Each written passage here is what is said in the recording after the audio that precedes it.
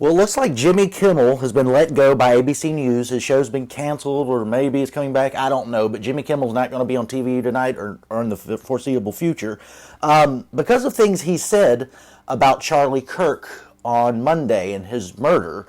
And Jimmy Kimmel basically said that it was MAGA people that did it. Now, Jimmy Kimmel said this during a time where the suspect had already been identified, and it certainly wasn't a MAGA person. But yet Jimmy Kimmel went on his show and said this, causing an uproar. Now, ABC, has decided to ditch Jimmy Kimmel. The FCC's involved. I don't like that. The government shouldn't be involved in these kinds of decisions. But at the same time, I'm also hearing many of the affiliates were uncomfortable with Jimmy Kimmel. Obviously, a lot of the audience was outraged that he would take something like Charlie Kirk's death and exploit it in a way just to sort of, I don't know, make his own left-wing self feel better in that audience, which is most of his audience. But anyways, the reaction to this from the left, from Democrats, give me a break. None of you people on the left are able to say one thing about Jimmy Kimmel getting fired with a straight face. And many different people on the left are going, oh, this is a horrible line we have crossed. This is a new day. This is the spreading of fascism. BS. And let's start at the top. I'm going to read this quote from former President Barack Obama, and this sort of encompasses all of what the left is having to say about Jimmy Kimmel. This is from today.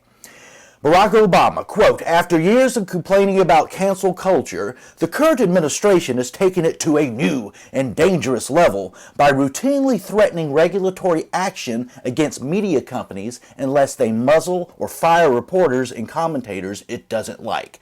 He added a follow-up tweet. Barack Obama, quote, this is precisely the kind of government coercion that the First Amendment was designed to prevent. And media companies need to start standing up rather than capitulating to it. All right. Where do I even start? When Joe Biden was president of the United States and Kamala Harris was his vice president of the United States, that administration pressured social media companies, the federal government pressured social media companies to censor information about COVID, things about Hunter Biden's laptop, things that were nasty towards Biden. How do we know this? Because a group of reporters put out something called the Twitter Files. And in that report was example after example after example of the federal government directly pressuring the federal government jawboning, they call it, by threatening these social media companies to do what we want or else.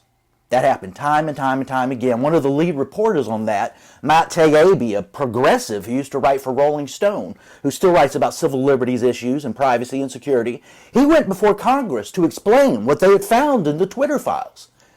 And what was he met with when he testified before Congress?